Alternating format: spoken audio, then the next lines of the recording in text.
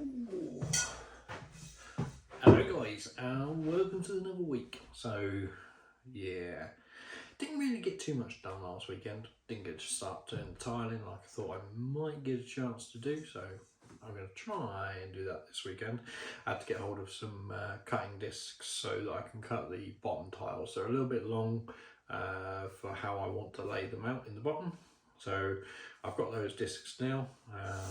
Didn't really want to do it before because I can't get hold of the tiles that I've actually got as a replacement. So this week's video is turning this into a lovely box for the batteries. So I'll go through some of the bits and pieces as we go through the video, mainly about how I put it together. It's just pretty much on the fly. That's how I kind of want to make it thing. No blueprints, no patterns, just straight up out of my head. So I'll let you watch the rest of the video. Okay, so for those that haven't seen them yet, these are the Tesla batteries. So the idea is I've got the aluminium extrusion and I'm going to use the V-slot part of the extrusion to allow the battery to just slide in so that I don't have to worry about trying to get in and out. I can just slide it along the rails. So I've cut some of these already. So I've got 4 supports for each side and then the 23-inch slide part for the actual battery to slide along. So the battery has little plastic wings on either side, and all they're going to do is that's going to sit in there and slide along. So all I need to do is put an end stop at the end of it so that it doesn't go too far, and like a spinning little latch bit at the front so you can't pull it out or it doesn't move around too much when you don't want it to. So let's finish measuring up the top to the bottom and then we will try and work out how much we need for the sidebar parts.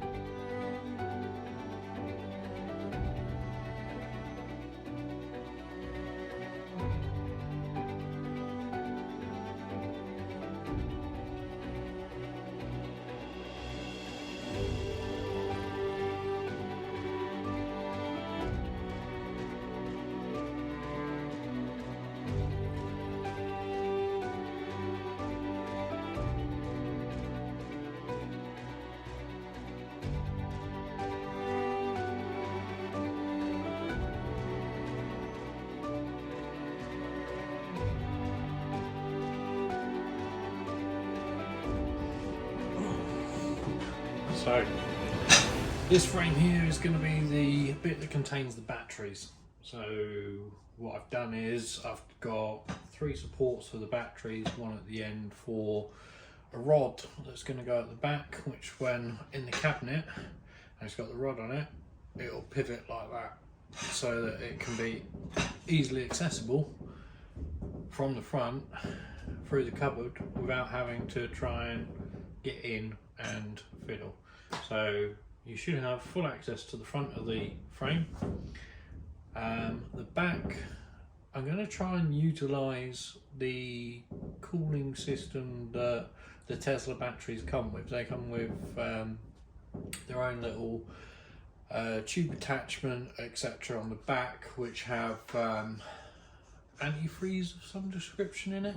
I'll have to look up what that is precisely, but yeah, so there'll be a bit of room at the back for managing that.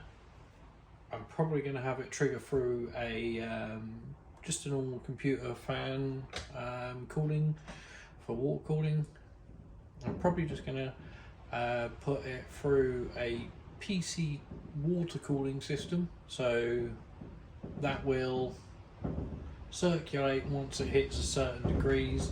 I've changed the main boards on the Tesla battery so that it registers the voltages for each of the cell portions, and there's an extra pin for the temperature sensors on them.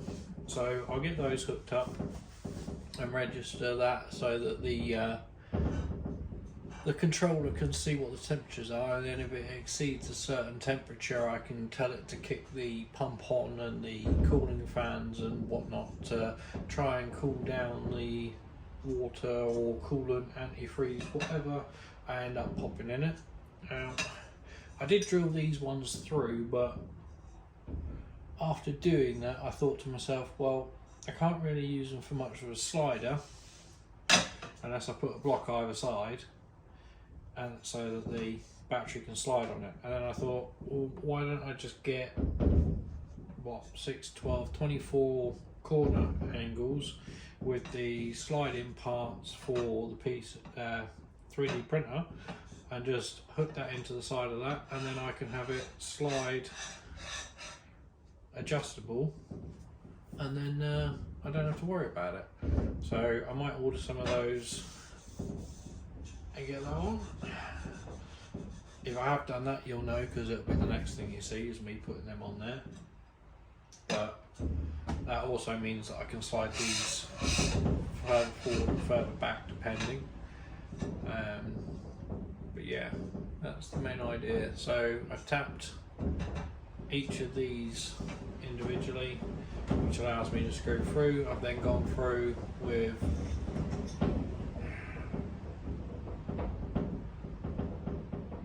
I think it's a 3mm bit, just as a pilot hole so that it stays in one place. Then I've gone through with a 5, because these are M5 bolts, and then I've gone through with this one, which is a massive 10, I think. No, it's an 8. But that was literally just to remove the V section off of the edge of the frame, just so that these could sit inside. Otherwise, if you try and put, here's one of these for example, try and fit one of these in there, it just isn't going to go. So I needed to use a bigger drill bit just to take a tiny bit off of the teeth, which allows those to sit flush. So yeah, nearly done with that.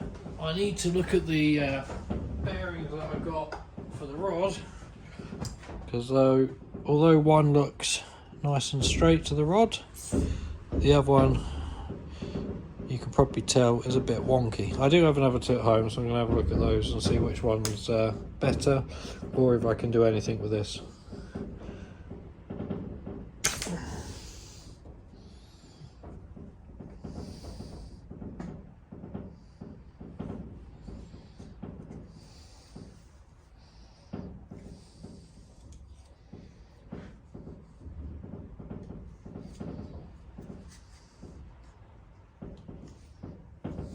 Like that.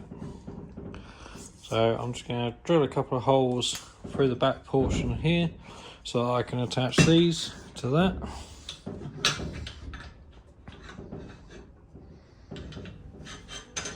And then I'll let it swing.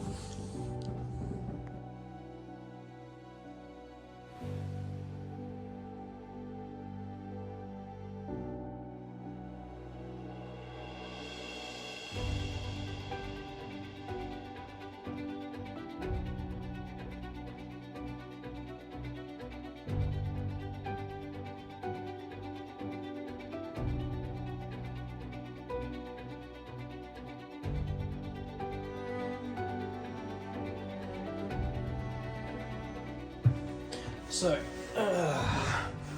as you can see now, I've got the bearings on. I was to sit that there and that there. And literally, I'm just putting my palm on top of the hinge bit that will be screwed to the wall. And that is all it's going to do.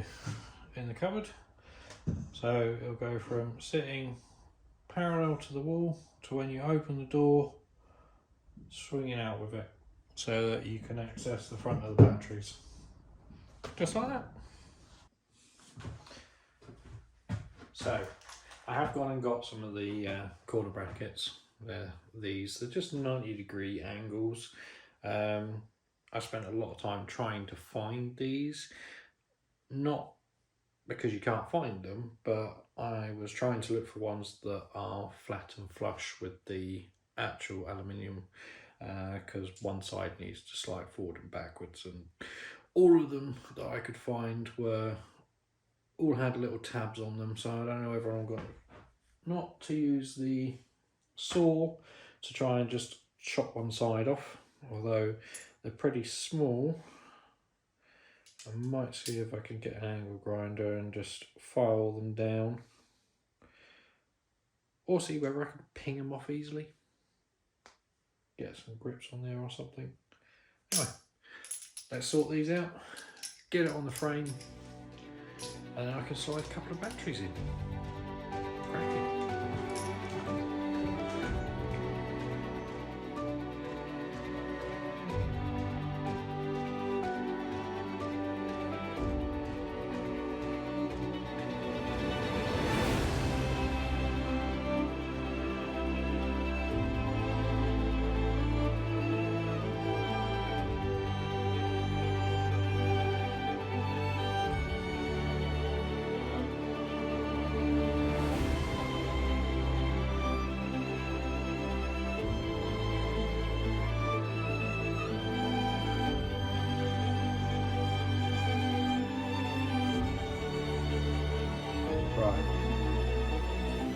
I'm going to have to chop these down,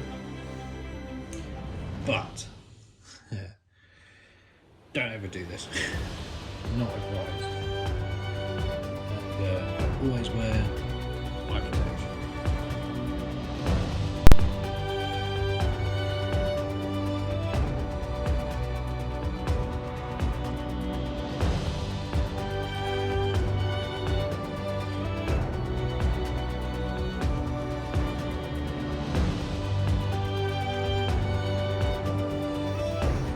So again, don't have to do that without any gloves. But that is what we were aiming for. Nice flat edge.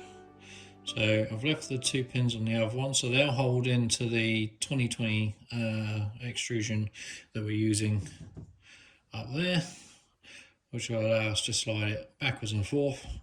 But then these tabs won't now stop the bar sitting as low as it possibly can with the screw holes that are in there. So you can see the sliding bits that sit inside the grooves for the extrusion. So we've got the little ground down bits. They go like that and then butted up against there. And the same the other side, so just stick one of those in.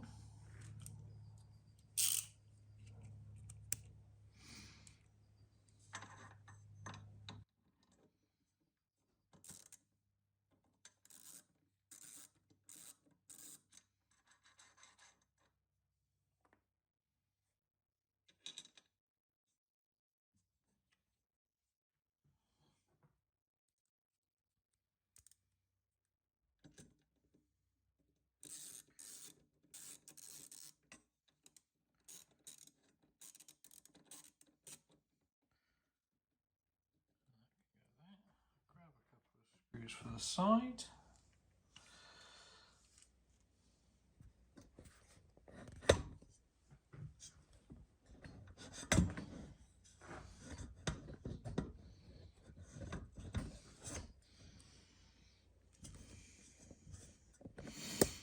Cut that little bit there.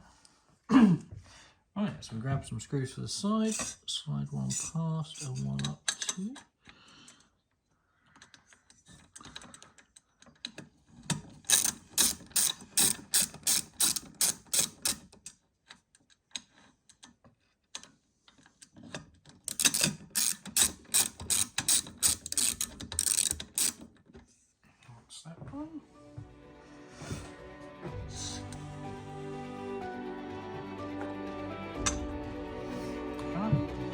on the other side. Back on the rest.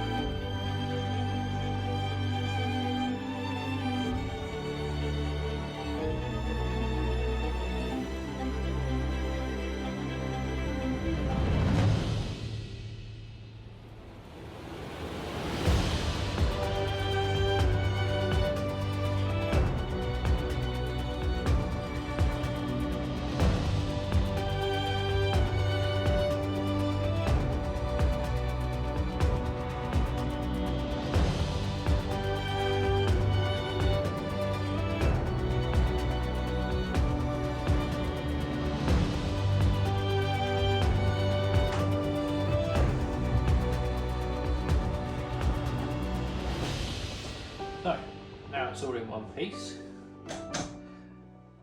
Let's see whether or not all of the work I've done actually works, and whether or not I got the right measurements in the gap to actually fit the batteries in. So I originally measured it based on these touching the top bars and making sure that there was a bit of play, but I wasn't anticipating there being that much of a gap. I mean, it's only about 4 or 5 mil, but that's nearly 10 mil in total, which the top and the bottom have shrunk. So let's pop it down and try and slide a battery in.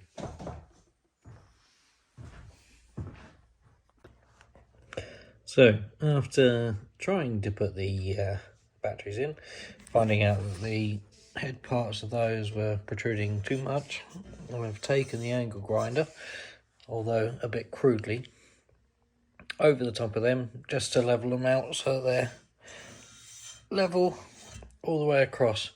So I'm going to try and put the battery in again and see whether or not it fits again.